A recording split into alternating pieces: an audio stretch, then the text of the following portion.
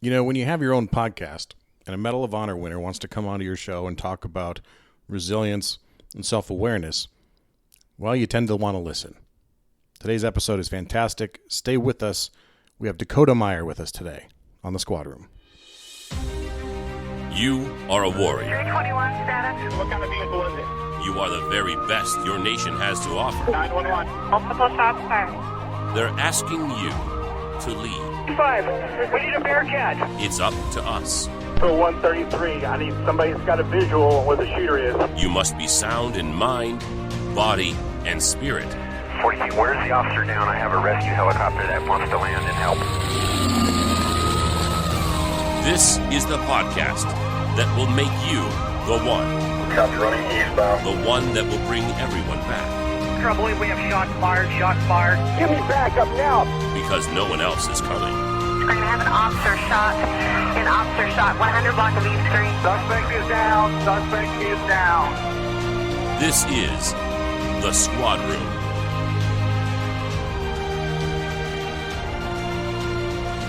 Hello, everyone, and welcome to the Squad Room podcast, where we learn how to serve, strive, and succeed in our challenging career.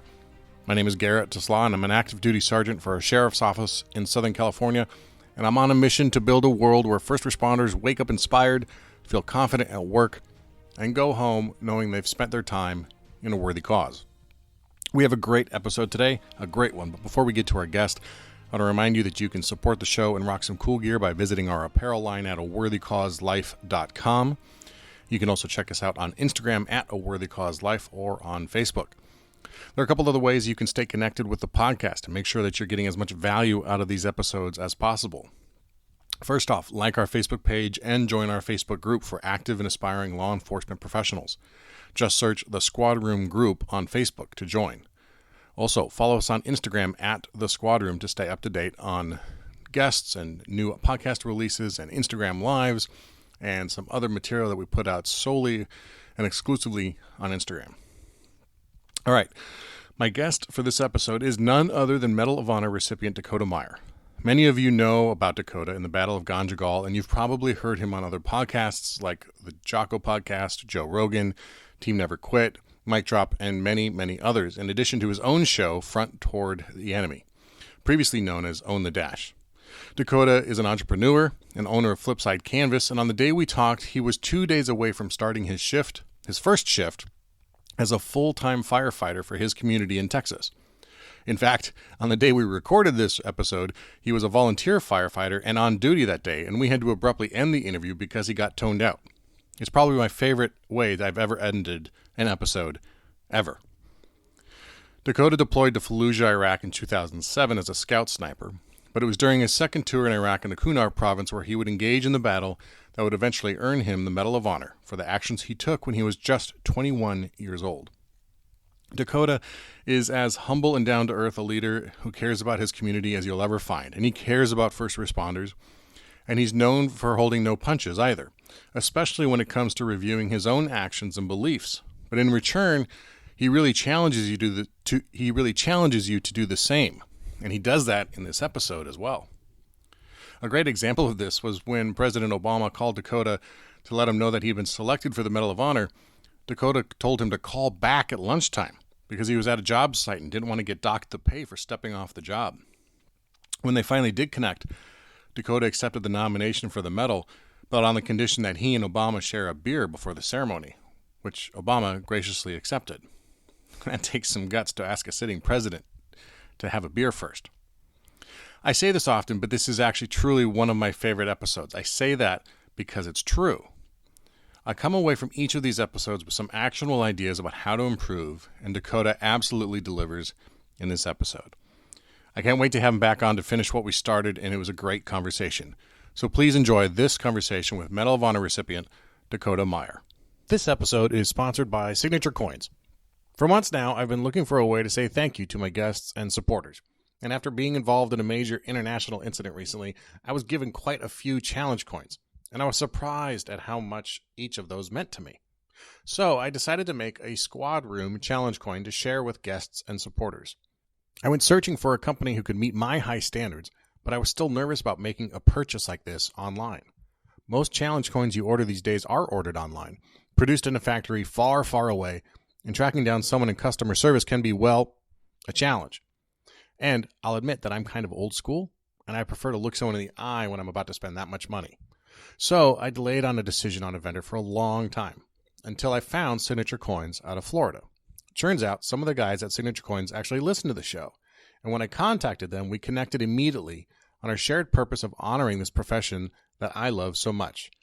Daniel, Trey, Jeff, and all the other guys at Signature immediately put me at ease with making such a big purchase, and they bent over backwards to make sure that the coin I wanted that was in my head came out as a reality that I'm now holding in my hand. Now, if you're like me and you haven't drawn anything since it involved a crayon, have no fear. Signature Coins has 30 graphic artists on staff right in their Orlando office to help, and they don't charge a single penny to get your artwork ready for production. That is a big difference from other companies that often charge an artwork fee, or maybe you have to hire an outside designer. Signature Coins does all the art for free with no obligation to buy. They also have inclusive pricing, meaning that you're not going to get hit with a hidden upcharge at checkout, a 100% guarantee on their craftsmanship, and free next-day shipping in the U.S., and their customer service team is right there in Orlando. Their turnaround is quick, about 2 weeks, which is super fast for coins, and like I said, free next-day shipping when your coins are ready to go out the door. I couldn't be happier with my coins, and I couldn't be happier that I got them from Signature Coins. If you're looking to make a challenge coin of your own, you can find out more about them at signaturecoins.com or email info@signaturecoins.com, and Jeff will hook you up with a quote. If you use the coupon code TheSquadRoom, you'll get $50 off your first order. Learn more at signaturecoins.com.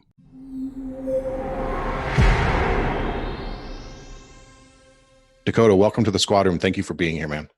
Thank you for having me. This is I don't want to overstate this, but this is a huge honor for me to be able to talk to you. I've followed you for a long time and completely inspired by not only your story, but your authenticity and your vulnerability, your willingness to be vulnerable and open. And I think that as a result of that, you are really a leader in communities like mine that you aren't even directly a part of. And so it's really inspiring to me to see someone like that and then to be able to get to talk to you. So thank you for your time. Thank you. Thank you for having me.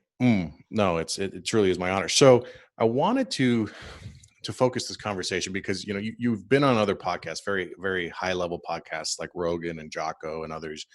And I don't want to rehash those same points because they're powerful and impactful in those conversations. And I'll link in the show notes to those because I don't think I could do those justice. But in thinking about what I wanted to talk about today, I really was, you know, thinking about the stories you've told, reading about you and doing some research, and just, you know, with everything going on right now with policing and with the issues around COVID and the issues around racial injustice in policing, and you could even say perceived racial injustice in policing, or the changes that are going to happen in policing as a result of what happened in Minneapolis and then what has happened elsewhere. I just find so many cops right now, if you go on social media, they're angry, and I get it. I understand that they're angry because they feel like they're being mistreated, but they're also angry that things are changing, you know, and you know, cops hate two things: change and the way things are. And so, but I see so much negativity and so much reluctance to accept the fact that we are in a moment where things are changing. And I just see throughout your life where you had huge moments where your life changed and you were forced, good or bad, you were forced to accept the reality that was in front of you. So I want to focus on these moments in your life where you had to accept reality, and I want to know what you did. I want to know, like, what were your turning points that kept you out of the gutter? And I know that based on your past stories, and there were times you drove into the gutter, right? But you got yourself out. So that's how I want to approach this, and I want to start with Ganjgal, you know, and in that moment, the moment that led to the Medal of Honor, and accepting, to me, you know, there's the acceptance that, and the expectation that you were going to die going into what you did, you know, what you were about to do. But then in the aftermath of that. And I was hoping we could talk about how the moments, if you remember, what was it like accepting that, and maybe give a bit of the backstory so people understand what we're talking about here. Yeah, I mean, look, I lost my whole team in a battle in Afghanistan, Ganjgal Valley, Afghanistan, September 8, 2009. I going in there, the mission was supposed to be going in to just have basically dinner, like the lunch, go in and have a meal and then, sit down and break bread with them and figure out what they needed, what we could do to help them, make them better. Right. And it turned into, by far the worst day of my life, resulting in, everything else. This is life, right? And I think this is why we got to go back and you're going to see this consistent piece throughout everything you're going to ask me here. And then everything you just mentioned, it goes back to the basics, right? You're right. I see a lot of people who are upset about racial injustice. You know what? With the George Floyd thing and the Ahmaud Arbery thing, they fucking every right to be. Absolutely. Yeah. But they have every right to be. But here's the problem. We as Americans also, we as police created, or not me as police, but police created this.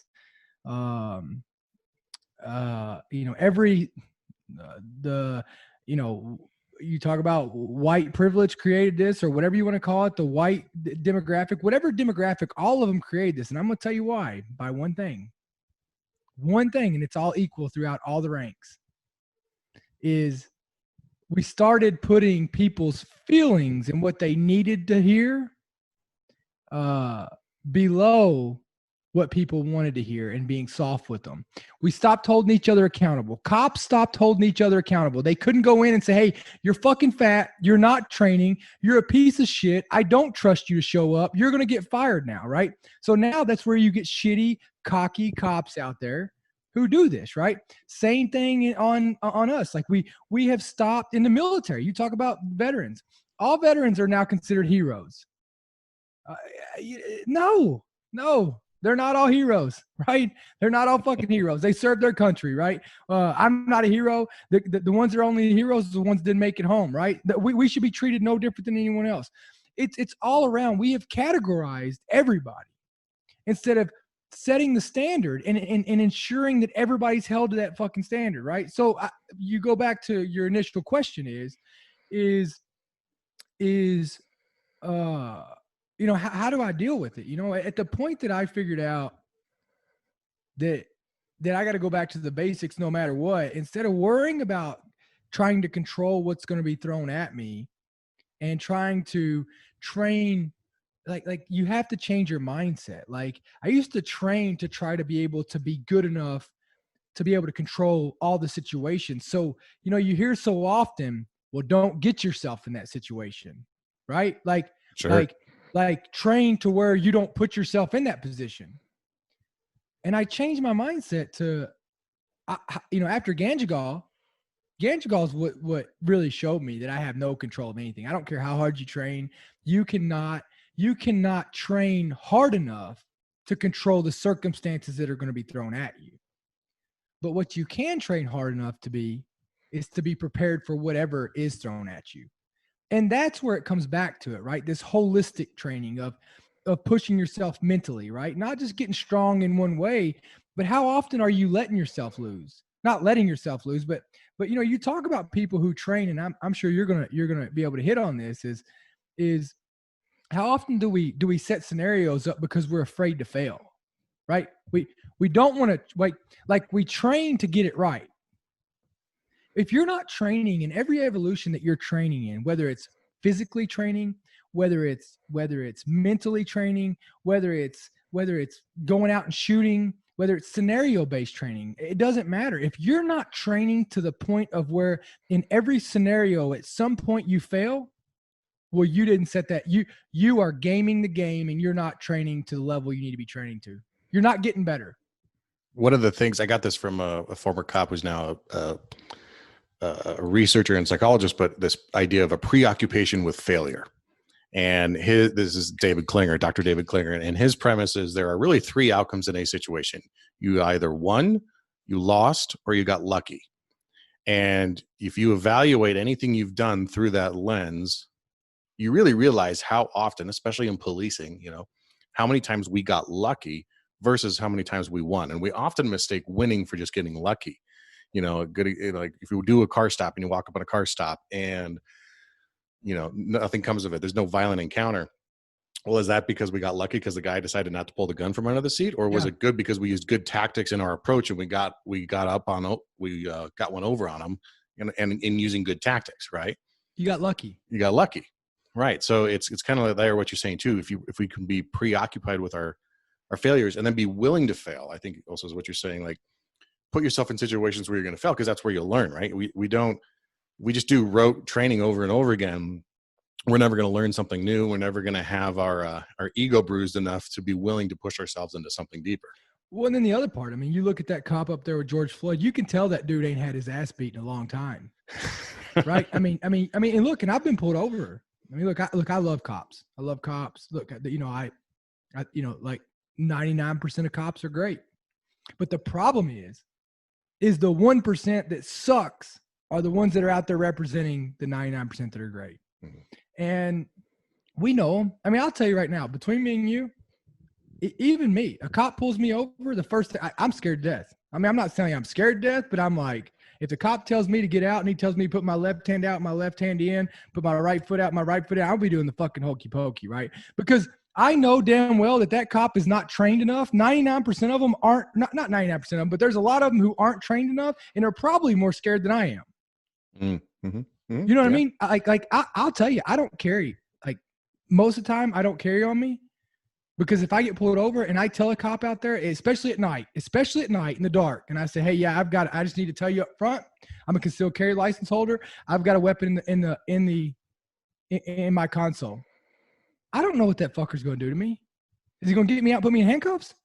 Right. You know what I mean? Like, and he's justified whatever, but there's so much, and that comes to a lack of training. You know what I mean? It comes to and being humble with your job, of understanding that, just because you're in a position of authority, the guys who always got their ass beat in training are the ones who are always the humblest. They can empathize, and they know they're prepared, right? Mm-hmm. Same thing in the Marine Corps, right? Same thing with everything we do, and the reason I got this mindset was I came out of Ganjgal, and the one thing that I came out of Ganjgal is I think it fucked with my head for the longest time, was I had never, if we had done everything right, the scenarios always went right. Like, how many scenarios have you been in where you trained, and even though you did your job and performed it the exact way that you were supposed to perform it, and you did everything that you could within your control, the outcome still failed? Yeah. Well, yeah, I mean, maybe this isn't quite on point, but it's funny because, in training, we often train and set ourselves up for success. If we're really not challenging ourselves, any training scenario you put forward is sort of biased towards success. And I'm sure, a phrase taken from the military, but like, no plan survives first contact.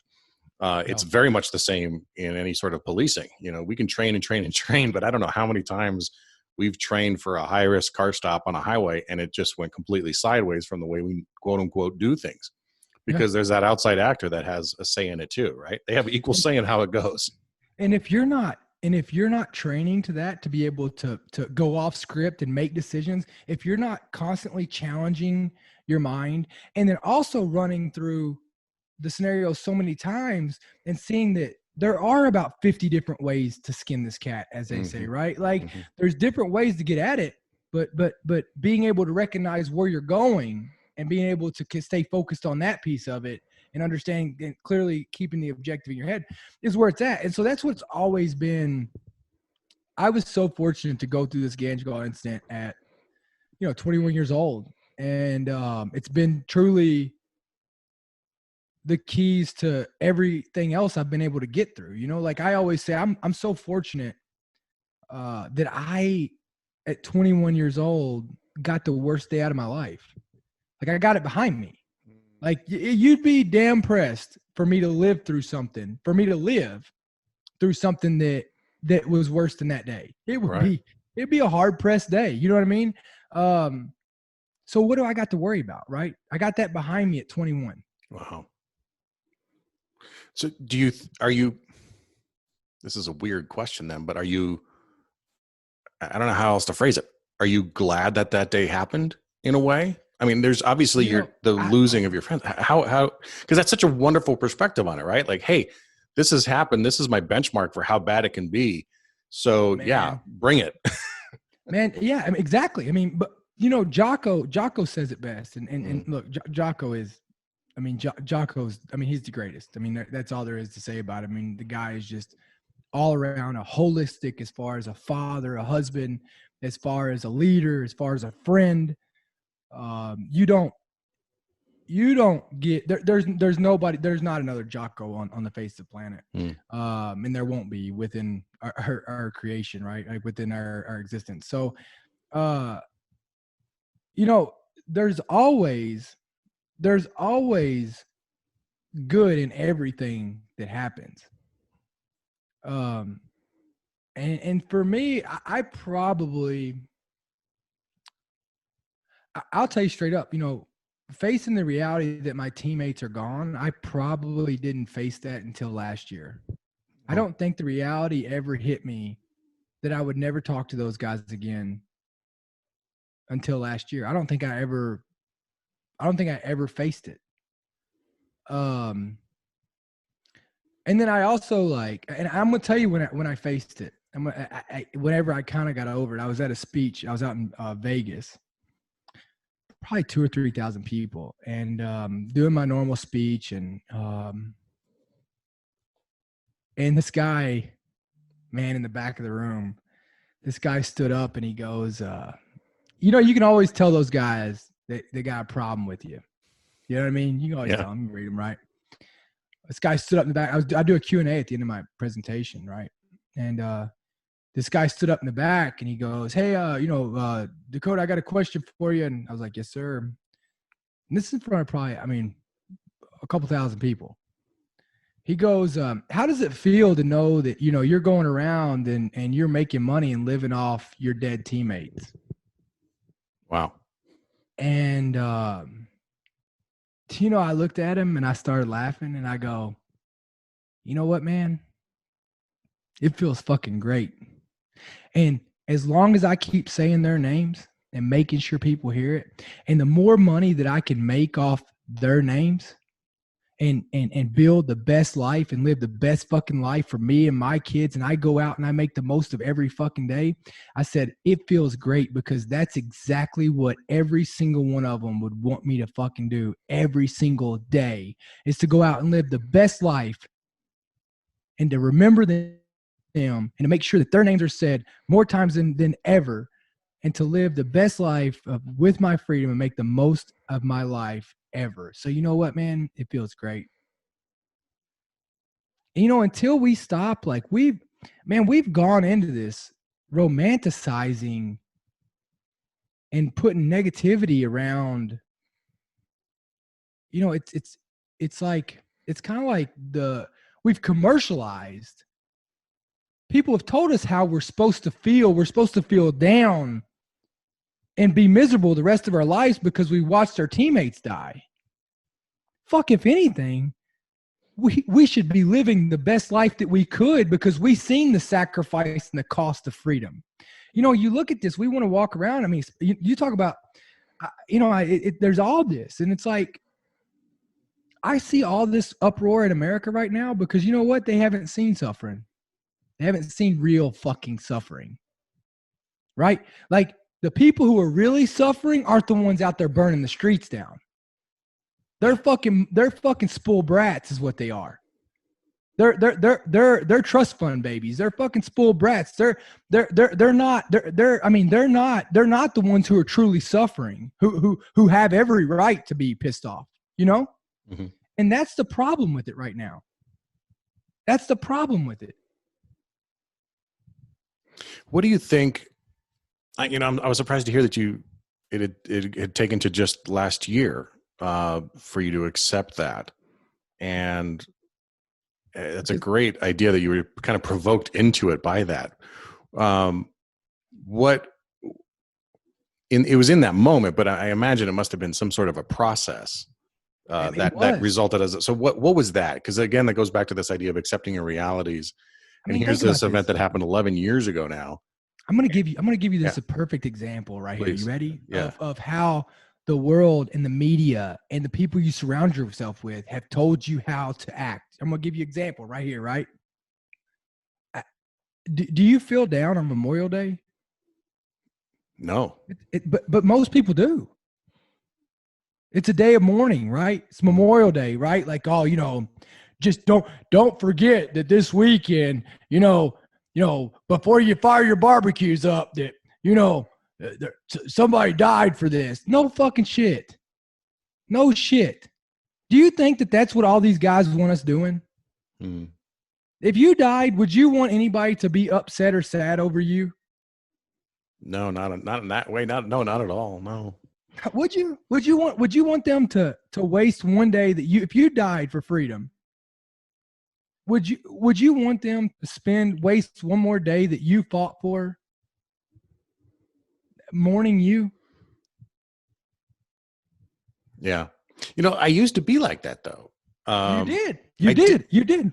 I did. And you know what it was? Ironically, it was my academy classmate who's a Marine Corps vet himself, who I made some comment. This is years ago. I mean, years and years and years ago. Made some comment very much like that. Hey, before you fire up your barbecue, let's show some respect. This isn't about pool parties, whatever. And he was the one he said almost exactly what you said. This is a guy who's got 3 tours in Afghanistan. And we went through the police academy together, right? And then he got shipped out after that. And he came back, and he's lived through some gnarly stuff too. And he, just like you, I feel like has every right to have that approach, but he doesn't. And he kind of put me in check. And then it really shifted my mindset on it and turned it into a day really of inspiration. It is. You know what? I'm not saying, but you know what? That should be every day.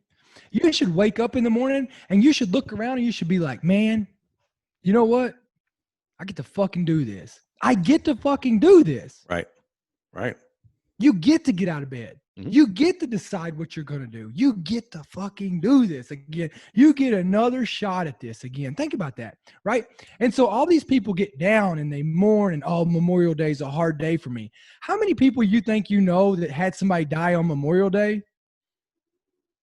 Yeah. So it's become a day to where the world has told us we should be sad about it. You know what I mean? Yeah. It's fucking nuts, man. Like, do I get down around September 8th? I do. You know what? Like, I do.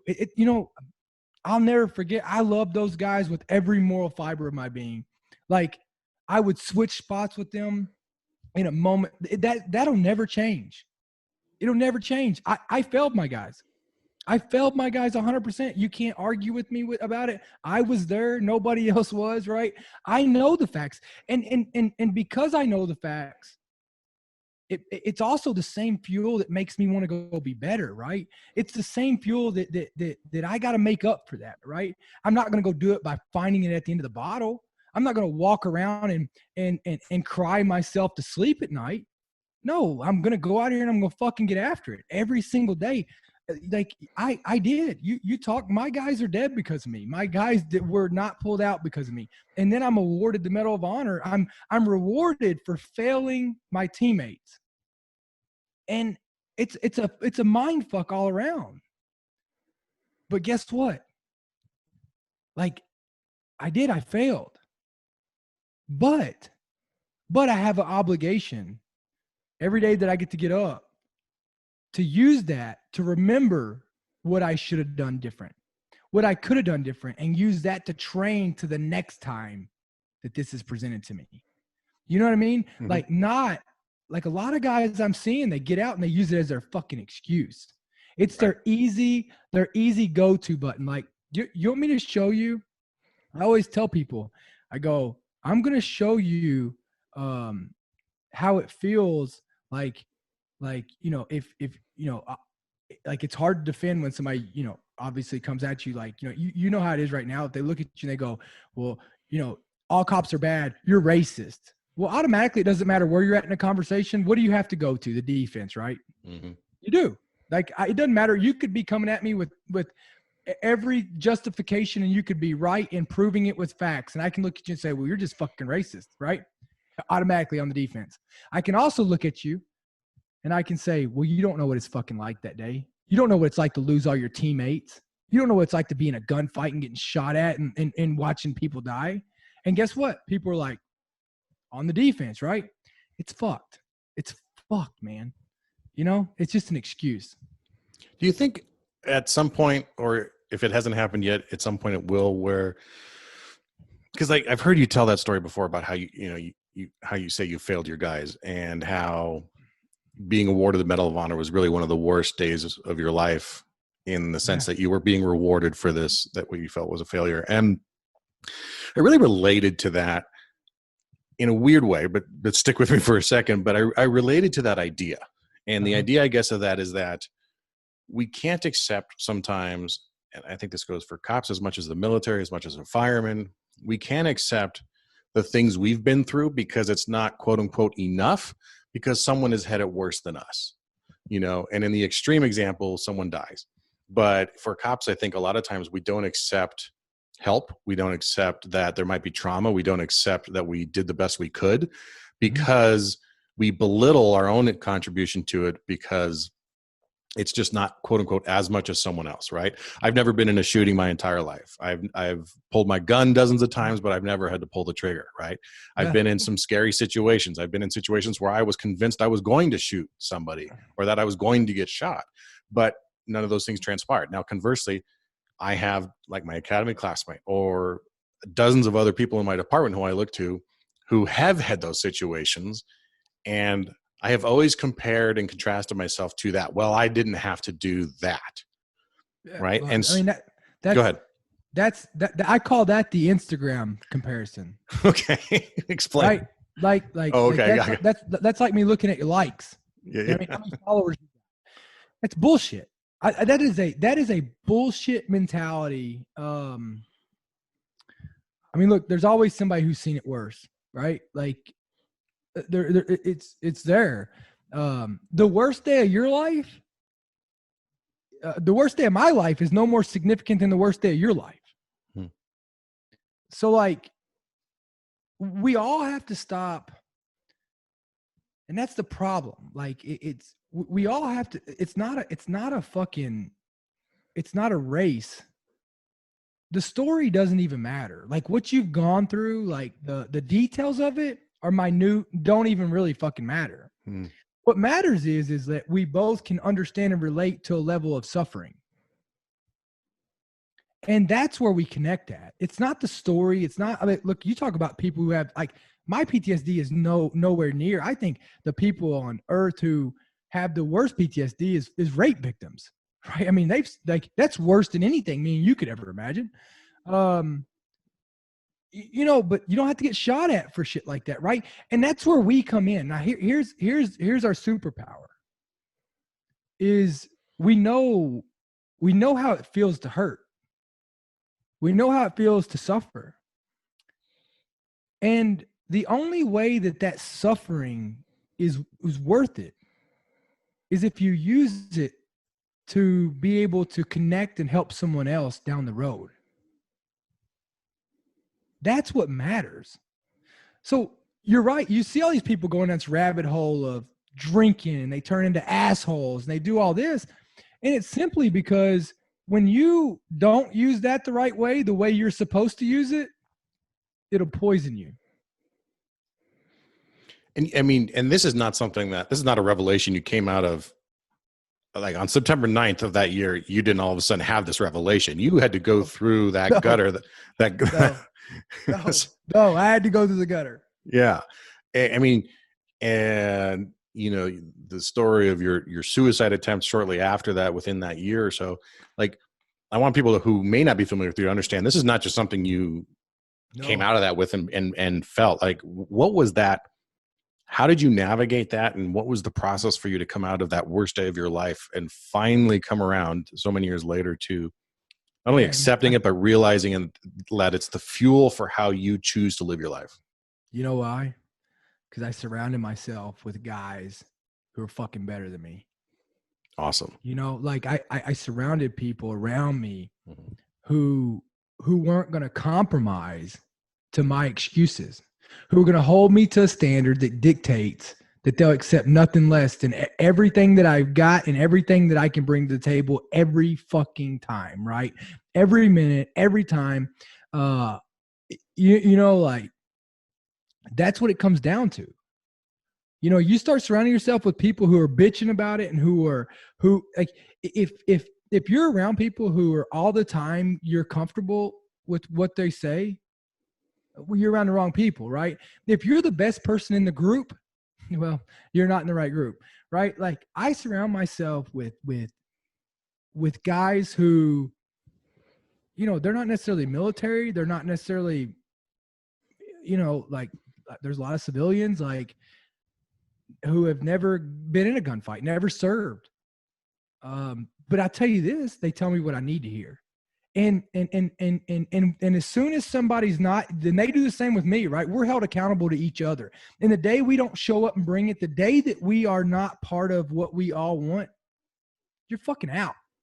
Like just because we're friends today doesn't mean we'll be friends in a week, a year, or whatever. Like, we'll be friends as long as you're upholding the standard that I'm holding myself to. In ancient Rome, soldiers would step into battle to fight for the empire, but they also had bills to pay and family back home to support. Doesn't that sound familiar? Well, if soldiers performed well in battle, they would be paid in gold coins. If they performed with exceptional valor, they would be given an extra coin. Legend has it that this coin was often minted with the name and symbol of the legion in which they served, and that soldiers would hold on to these coins as proof of their bravery. This made their coins a prized possession. Throughout history, unique coins have been part of nearly every warrior tradition. There's a story from World War I in which an American pilot was held captive as a German POW and stripped of all of his personal identification. He escaped the POW camp, but was detained by the French, who thought he was a German spy. He carried with him a coin with a symbol that one of the French soldiers recognized as that of an American squadron. The coin saved his life. Challenge coins remain an important part of this warrior tradition, including those in law enforcement and the other first responder professions. Signature Coins out of Orlando, Florida is my choice for challenge coins for the squad room. Their staff of artists can create and make most any design a reality, and their quality is top-notch. The people at Signature Coins are complete professionals like you, and they take their jobs seriously. Quality is their priority, and I can tell you that it shows in the squad room coins that I ordered from them. You can check out their handiwork on my Instagram at The Squad Room. For more information or to get a free quote with no artwork fee, check out their website at signaturecoins.com. If you use the coupon code The Squad Room, you can get $50 off your first order. That's signaturecoins.com. Now, back to the show. I think so often we don't do that, right? We vet a friendship, and then I understand it too, but life gets in the way. You got kids, you got a busy schedule, and all of a sudden you're kind of surrounded by mediocrity if you let it, right? Mm-hmm. And a lot of us are really challenged in how to quote unquote level up. You know, here I'm 42 years old. I've got 2 kids. You know, I've got now at least a relatively stable schedule, but most guys don't. And how do you go out and seek out those people? And then it comes to ego and that willingness to hear and willingness to fail again, which I think is just such a crucial skill in life, is just the willingness to fail. Most people don't even know what the fuck they want anymore. So how do you, okay, so if a friend of yours has that question, like how do you help them crystallize that as their friend? Well, what do you want? What do you want in life? Yeah. Where are you going? What are you training for? What are you doing? Like, you know what I mean? Like, you can't look, and you know this. I mean, as a police officer, you have dealt with, you can see that there are some people in life that just do not want better. And there's nothing can do, right? I mean, that's in people. Mm-hmm. But what do you want? Like, do you want to be fucking better? Like, you don't have to necessarily know that I want to go, I've got this goal, or this goal. But like, if you're not always grabbing for something or training for something, then what are you doing? Like, it's like getting on an airplane with no destination. Right. And go so ahead. like that's where I start with is your goals can change, but write down what you want to be. Write down when you look in the mirror, what do you want to see? Right. And then, so that's the first piece. Mm-hmm. Then the second piece is the honesty piece. That's where you gotta get real with yourself. And that's where it hurts. Right. Mm-hmm. That's where not talking about, well, what you can do, but fucking doing it. Right. Like, how many times do you see guys, and I'm not going to bust any names out right now, but like, I see this, I'm in a culture of this right now, and I'm struggling with it. I'm going through it, dealing with it. Not me, but like some guys I'm around, always talking about, well, we could do this or we could do this. Well, fuck, let's train for it. Let's go see if we could do it. When's the last time you've done it? And I'm sure you see that, right? Like, oh yeah, I mean, yeah, that dude ain't going to run from me. When's the last time you ran with all your gear on and you've gone on? How do you know? When's the last time you've rolled with all your gear on? When's the last time you have had, like, trained a guy turning on you with all your gear on and you've got on the ground and rolled? I mean, when's the last time you've looked at what the response time is for the second, if you had to call for backup, what is the average response time for the second unit showing up on scene? Like, what is it, 4 or 5 minutes, right? Have you tried to roll with all your gear on a hot pavement somewhere and seen if you could not necessarily apprehend the person, but seen if you could last for 5 minutes? When's the last time you've done that, right? You might think you can, and you might have that false confidence, but when's the last time you've done it? Yeah. And that's the mentality. That's something that's, I think, so important in goal setting is you can write out what you want to do or where you want to go, but if you don't know where you are, where you're starting from, then it's just like you say, getting on a plane without any destination. It's like getting on a plane that you don't know where it's leaving from. How do you get where you're going if you don't know where you are? And I think a lot of guys easily understand the physical ideas of those things, but also there's a huge component of like a mental and emotional awareness of your current state too. What are the things you do? And this is something I just only learned within the last year or so to really adopt into my kind of day-to-day thinking. But are there things you use to check in for the mental and emotional aspect of where you're at? Yeah, I mean, emotionally, I keep a pretty good peg on it, right? Like, I can feel the emotion sides. Like, look, I know it sounds crazy, but like, I'm an empath, right? Like, I can look at somebody. I can walk up and look at somebody and see suffering. Like, I can tell something's off. Like, I can tell. That's one thing that I've been gifted with is being able to be able to connect with people, right? And I love it. I love connecting with people, but I also understand, like, I can feel when that's starting to drag me down, right? So then I got to do a little disconnect, right? Not a big deal. It's something that just I've learned through doing it over and over. The mental piece of it, I incorporate that in my training. And in all of our training, I call it going to the dark place.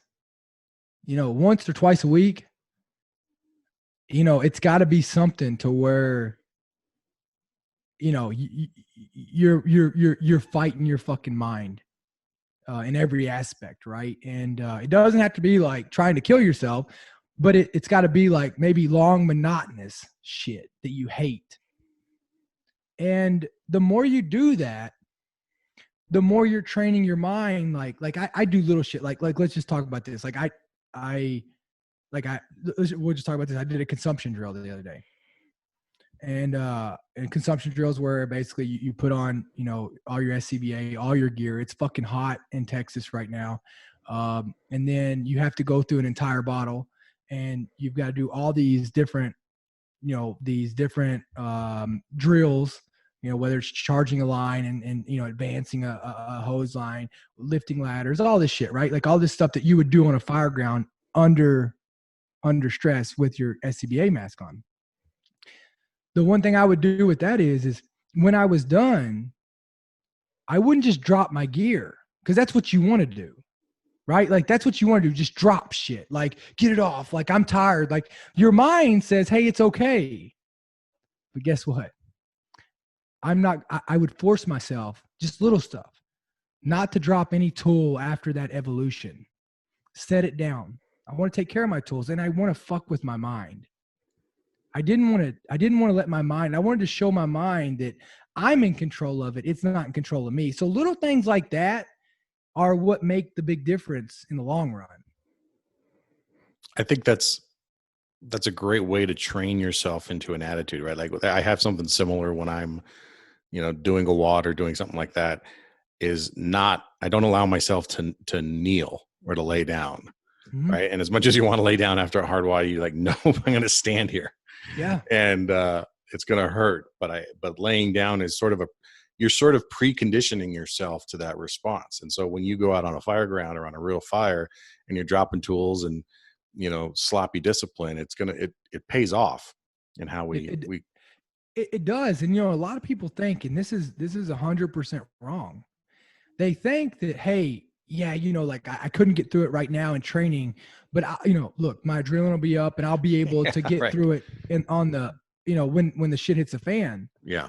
And it's exact opposite. You might be able to do 50% of what you do in training when it comes to the actual day, because that day it could be 1 o'clock in the morning after you've had a hard day of working or whatever. You could have had a hard workout. It's going to be not planned. It's not going to be regulated. You might not be hydrated. It might be a day that you're sick.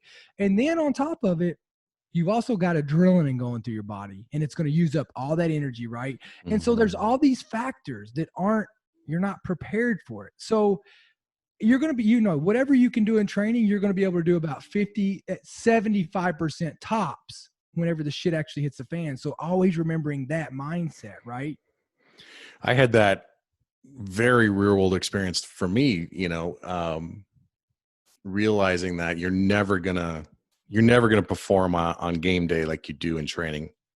And like we said, the other side has an equal say in how things go. But just a real quick story just to prove the point. But you get a call of an active shooter at a casino.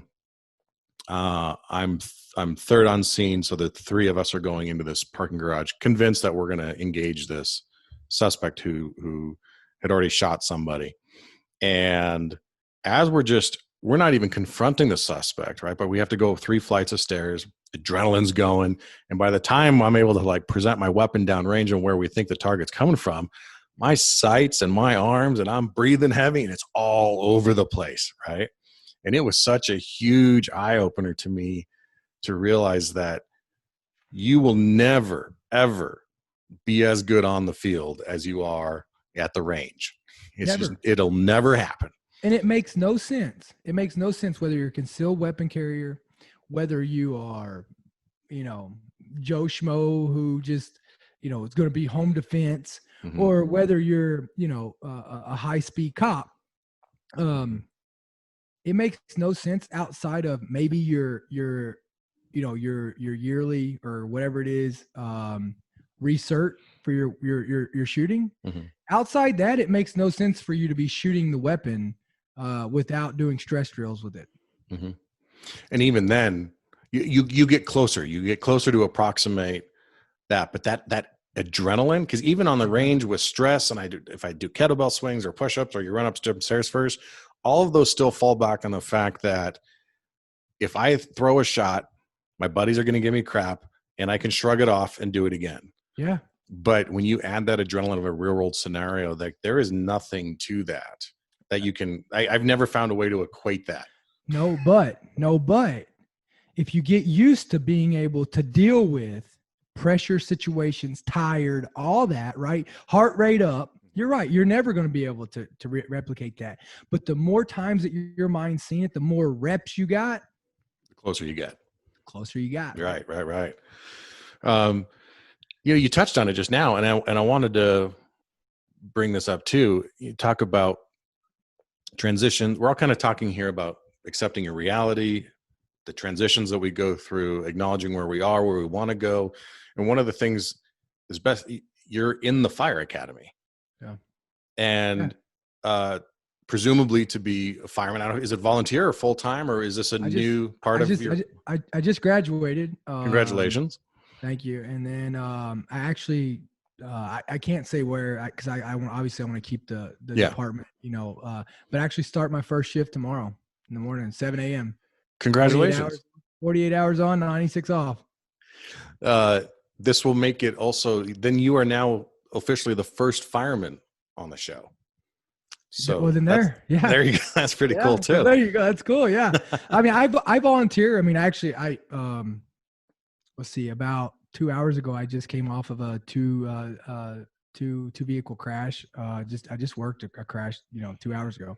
So here I am back, and if I get a call again, I'll go. I volunteer for, in my community. Mm-hmm. And then, I'm also going down there and I'm working for a station. Is that why we had to push the interview back a little bit? You were working a crash? No, but we're lucky we did, because I got toned out when it would have been. Yeah. We got lucky, man. Like it came right out, and I got down there and I was like, all I could think about was like, man, I hope he just moved his schedule for me. And I was like, man, I hope it's not an extrication, because I got to get back for this podcast. Yeah. That would be the best excuse though that I've gotten for why we had to reschedule something. That would be epic. Well, if you listen to my Crispy show, you can hear at the end of it my pager go off, and I'm like, bro, I gotta go. See ya. Well, I'm curious about the idea to move into fire service. And it seems like it's just another step for you in a life of service. Yeah. And so obviously, I mean, you have Own the Dash, which I think is just a fantastic message and something to bring out in the world. And you're an entrepreneur with, Flipside Canvas and all these things, but you're coming back to service again. And so what is it about?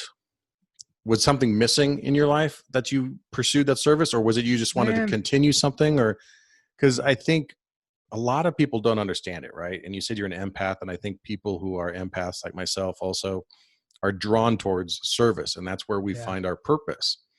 I'm just curious what led you to this chapter in your life. Man, I mean, same thing while you're doing a podcast. I mean, look, obviously some people get in whether it's, look, we're all the same. I'll tell you right now, I look at military, police, fire, all of us, we're all the same. We're all servants, period. Just like this, like the military is America's away team, and you guys are America's home team, period. Like it's really that simple, so it's for me, how you get some people on the job that, it's a job to them, right? Like they're there because the benefits, everybody's there for their own reason. Mm-hmm. But you also know the ones who are good, who are there for the right reason, right? And they stay there for the career, and they stay there and they help people, and they're known for really making a difference, right? And I think that, look, I know this sounds cliche, but I think we're chosen, right? Like I can't say that. I mean, I'd say even you, like, you can't say that, gosh, you don't leave some calls and you're like, why do I do this? I don't need this. But if you ever notice that anytime you do something that's not, and this is how you can figure out if you're one of these people, if you start getting off the path and you start doing something that's not giving back and helping, it's a dead end road. And I feel like there's some of us that are just the depending on what you believe in, whatever, right? Like, look, I'm a Christian, and I believe that God put us on earth to do God's work. And that's what these roles are. And, I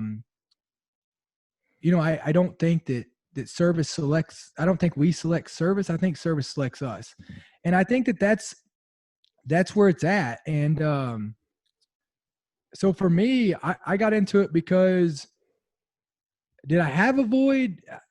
Yeah. I mean, I just felt like I could do more. I felt like I owed I owe this community and this nation and the people that I'm around. I have more to give and I owe them more.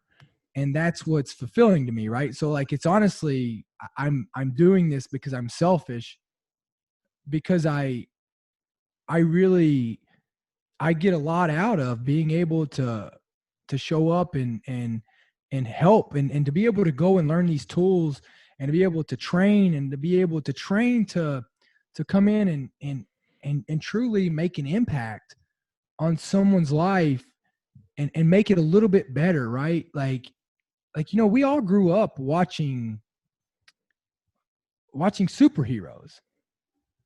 I mean, there's no kid in the world that at some point in life didn't look up to some type of superhero, right? I mean, you all go through it,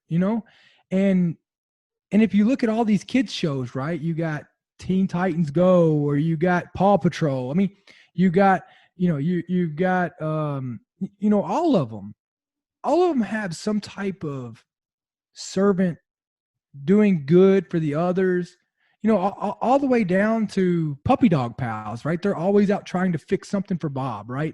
Like, you go to all these. And so I think that like, until you get older and for something that's happened in your life, you have this, you change on people, but all of us start where we want to serve, and something happens to us. And I for me, I enjoy coming in and being able to, like, there's nothing that's more fulfilling than seeing someone feel better, that now that you've shown up here, and we're really no different than them. We have a shirt on or a badge on that people trust. And with that, we have an obligation. And this is where I get upset. This is the part where I get upset with people who wear the badge, or people who, you can go down to wear the volunteer shirt, right? Doesn't matter. Is that if you're going to wear that, you have to live up to it. You have to live up to that. Think about this. When you as a police officer, or me as a firefighter, or whatever, let me ask you this. If a stranger came to your house today, a stranger just off the street, knocked on your door the middle of the night and said, "Hey, I'm going to walk in your house. I'm going to walk through your house you built, your kids. I'm going to walk past your kids' bedroom. I'm going to go back there. I'm going to walk in, and I'm going to go back in your bedroom to where your wife is sick, probably half dressed, right? Sick, because she was sleeping." Would you let them do that? A stranger? No.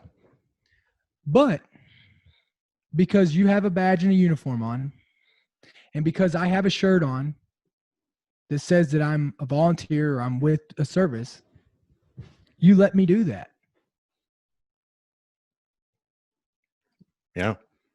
So we have an obligation to live up to the person and be that person 24/7 that you would let do that in your house.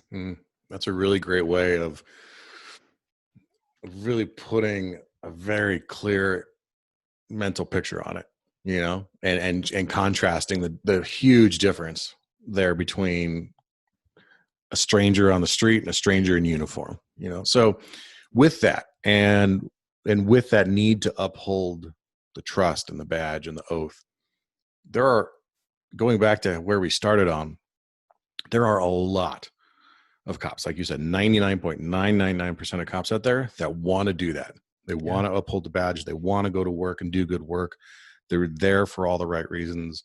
They don't want to be hurting people just to hurt people, et cetera, right? And so many of my friends right now who are listening to this are probably coming home from a skirmish line where they had bottles and bricks thrown at them. Yeah. Where they had Molotov cocktails thrown at them, where they were wearing a gas mask for 12 hours because they were surrounded by tear gas, right? We are in such a moment right now where the idea of being a police officer is just by itself, the idea is hard. Yeah. So I would love to give you the platform to speak to those people that are struggling to find the motivation, the will, the desire to move forward in service. Yeah. You know, if you could speak to every police officer in the country through one podcast, you know, or one moment, what would you tell them right now if they sat in front of you and said, Dakota, I'm struggling? Yeah. Well, first off, I'd tell you I love you guys. You guys are the best. I mean, that's the reason that our country's free. I would tell you to always remember this, is that even though that a lot of people are saying they don't like you, even though they're saying all this, you should believe them when they stop calling you. Understand that any scene that you show up on, someone chose you to come there. Someone chose you to come there. And so don't forget that. Like, I hear all this, you know, but you also hear a bunch of children. You hear a bunch of, they might just children in adult bodies saying this stuff. And so always consider the source. Consider the source of what you're listening to. And I would tell you to first off, start living life like this, to dissect this information that's coming out and this perception of how we look at our police officers. If you wouldn't take advice on how to live your life from these sources, then don't take the criticism. So let's just use that as a general rule, right? The same people who are throwing bricks at you and stuff is equivalent, and probably about as the ratio of those who don't like you is probably about equivalent out of the nation, right? The 0.00001% who say they don't like you or against you or whatever it is, they are, the ratio is about equivalent to how many bad cops are representing the good cops. You know what I mean? It's equal. So it's going to be okay. We're going to get through this. We need you. We appreciate you. And I would say, like, you're justified to struggle. And you're going to do more winning right now by talking, communicating, by showing empathy than you are ever fighting. And I would start now by policing my ranks, right? The policing of, because here's what we don't need. And I think what's happening right now is because there's bad leadership. You know, when you start letting the politicians write the same thing, this is nothing but a trickle effect. And I'm gonna give you this to show you how this correlates. I mean, we've been losing wars since Vietnam. And why? Because the politicians started telling the militaries how to fight wars, putting rules of engagement in, telling us what we can do, what we can't do from their seats over here, right? From their seats. Not walking the trenches with us, putting policies in that we should follow for every situation. Instead of training us and trusting us to do our job, they've said, hey, we can do your job for you better than you with a piece of paper, and you need to follow the piece of paper. And how many people have gotten killed over that, right? Same reason why the Iraq and Afghanistan war has drug on for fucking ever and will go on forever, because we've got politicians and we've got generals who are trying to tell us how to run it, but they're not in the fucking trenches with us. Does that sound familiar for you guys? Yeah, I think that'll ring true to most familiar? anybody. Uh-oh. There's that page. Let me see what it is.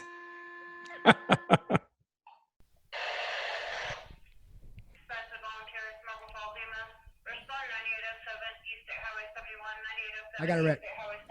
Good. Thank you, buddy. Good to see you. All right. If you like what you heard from Dakota before he had to run out the door, and you want to share some of this information with somebody, and you think that somebody's going to could get value out of this episode, please consider sharing it. You can go straight from our website, thesquadroom.net, and share it directly from there to a friend. You can direct them to the links there on our show page. And I just really love what he has to say about resilience and self-reliance and self-awareness. And to me, it always relates back to badges. The idea of our beliefs, actions, discipline, goals, emotions, and service. And Dakota encompasses so many of those things, and how your beliefs and actions need to be in alignment, and how Dakota has at times struggled to put those things into alignment, but is these days so very much he's in his own alignment. It is amazing. And the discipline that he uses to get there, and the goals that he creates to keep moving forward, and to honor his teammates, and to use their sacrifice to do something better, and then controlling the emotions and acknowledging them and getting a hold of them, and then pushing yourself deeper to understand them better. And then, of course, service, coming just out of the fire academy and starting his first shift with a full-time fire department here in just the next couple of days. I just think he's a great example of what badges can do for people. So if you want to support the show, there's a couple ways to do that. Like I said before, if you feel like this conversation was of value to you and you think someone else would get it, please leave a comment or a review on the podcast player of your choice. Share the episode with someone you know, love, or care about, and let us know and let them know about the show. Join our Facebook group and follow me on Instagram at The Squad Room. And a special thanks to our sponsor for today's episode, Signature Coins. If you're looking for that challenge coin for your agency or specialty unit, check them out at signaturecoins.com, and make sure you use that coupon code, The Squad Room, for $50 off. We also have some great information and some deals from Ranger Up, Hardhead Veterans. If you're looking for the best fitting ballistic helmet that exceeds NIJ standards and won't break your bank, check out hardheadveterans.com and use the coupon code SQUADROOM to get $20 off your helmet. I carry a Hardhead Veterans helmet in my go bag, and it is so much more comfortable than the one that I was issued, and it's modern and it fits, and I love it. And I know that a lot of my partners have purchased them too, and they all love it. So hardheadveterans.com. And to keep up to date, make sure you join our mailing list, and you can do that at thesquadroom.net. Until next time, take care of each other and stay safe.